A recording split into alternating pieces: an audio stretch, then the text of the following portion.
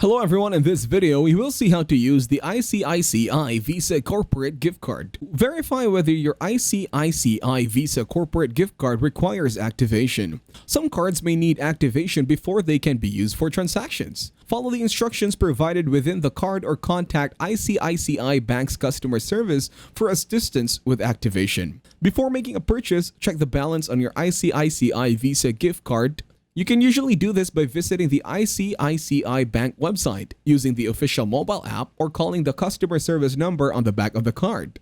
Ensure that the merchant or service provider where you intend to use the card accepts Visa cards. Most online and offline retailers, as well as payment platforms, accept Visa cards, but it is always good to confirm. During the checkout process on the merchant's website or app, enter the required card details. This includes the 16-digit card number, expiry date, CVV, and the name as it appears on the card. Double-check the entered details to ensure accuracy. Mistakes in the card information can lead to transaction failures. If prompted for additional verification, such as an OTP, use the OTP within the specified time frame. Once the details are verified and the payment is processed successfully, you will receive a confirmation of the transaction. At the point of sale, terminal, or counter, present your ICICI Visa Corporate Gift Card to the cashier. Depending on the merchant's policy, you may be required to provide additional verification, such as your signature or PIN. Once the card is verified and the transaction is approved, you will receive a receipt as confirmation of the purchase. After using your ICICI Visa Corporate Gift Card,